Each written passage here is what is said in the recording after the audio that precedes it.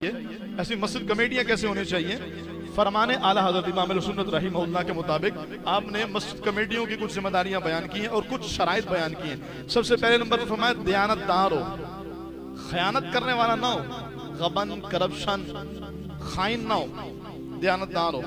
फरमाया होशियार हो कि माल वक्त की देखभाल दुरुस्त तरीके से कर सके, बेवकूफ ना हो कि मस्जिद का माल सस्ते दामों बेच दिया, वफ की देखभाल सही से करता हो। फासिक ना हो, तीसरे नंबर पे। फासिक कौन? एलानिया गुनाह करने वाला, गालियां देने वाला, हराम खाने वाला, झूठ बोलने वाला, रिश्वत देने वाला, यानी हर वो गुनाह जो हराम है, गुनाह तो होते ही हराम है, जो गुनाह हराम है तो उन गुनाहों को में अगर कोई मुलव्विस है तो मस्जिद कमेटी का अहल नहीं है। फरमाया अगरचे कितना ही मालदार हो, वो मस्जिद कमेटी का अहल नहीं है। क्यों?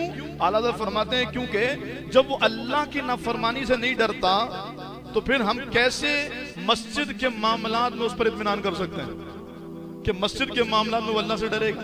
जब अपने मामलात में हुकूकुल्लाह की अदायगी में उसको खौफ खुदा नहीं है तो मस्जिद के मामलात में कैसे खौफ खुदा होगा। तो फासिक ना हो। यहाँ तो राशि, सूदी और हराम खाने वाले भी मस्जिद कमेटियों में, हत्ता के इमाम साहब ने रिश्वत के खिलाफ बयान कर दिया।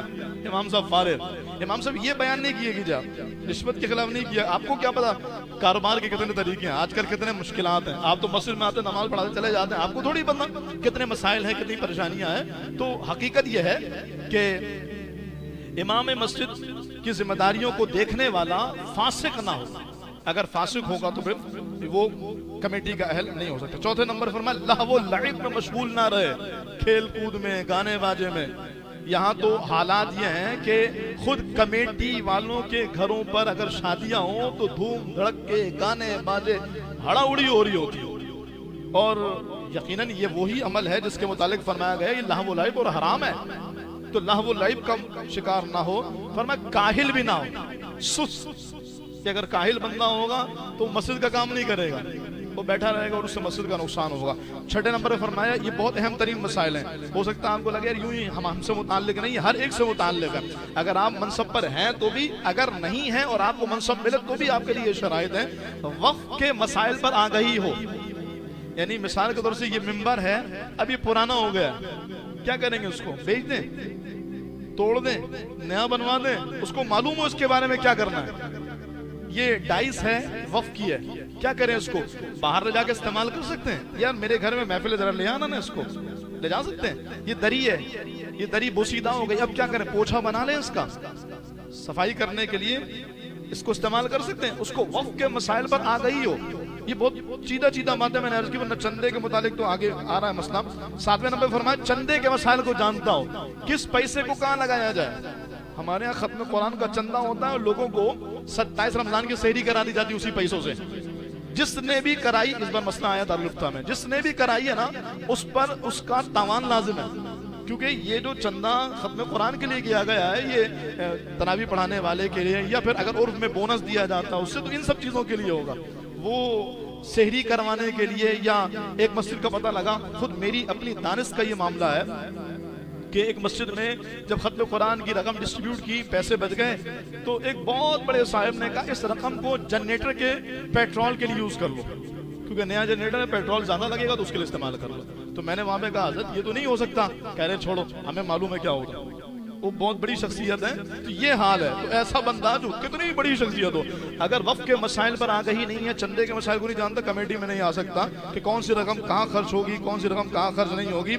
मस्जिद की बुनियादी जरूरियात को पूरा करने के लिए उसको क्या करना चाहिए।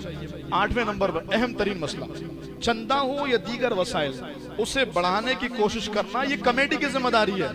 यह इमाम साहब को इसलिए फारिग कर देते कि चंदा नहीं बढ़ रहा। चंदा बढ़ाना इमाम की जिम्मेदारी थोड़ी है। इमाम की जिम्मेदारी नमाज पढ़ाना, लोगों को दीन सिखाना, अल्लाह रसूल की बातें बताना, किसी का कोई मसला उसको हल करना। इमाम की जिम्मेदारी चंदा बढ़ाना नहीं है। अब मैं यहाँ जुम्मा पढ़ाता हूँ, जुम्मे का खिताब करता हूँ, मुझसे कहीं शाह साहब बुखारी का चंदा कम हो गया, तो ठीक है मैं आपके जहन साजी कर दूंगा।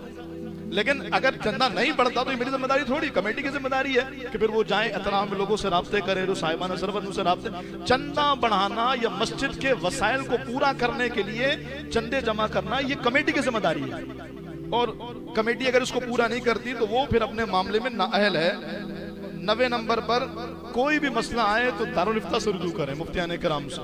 अपना बाप ना बना जाए कि हमें नहीं समझ में आता, कुरान से ही नहीं पढ़ता, ये मसला है वो मसला है, जो भी मामला हो दारुल इफ्ता से रुजू करें। और आखिरी नंबर पर जब भी इमाम साहब रखे जाएं तो उनसे मुआहदा किया जाए, तहरीरी मुआहदा शराइत की रोशनी में। और कमेटी भी जब आए तो उससे भी मुआहदा हो शराइत की रोशनी में, ताकि आगे किसी किस्म के फितने और किसी किस्म के वबाल से बचा जा सके। ये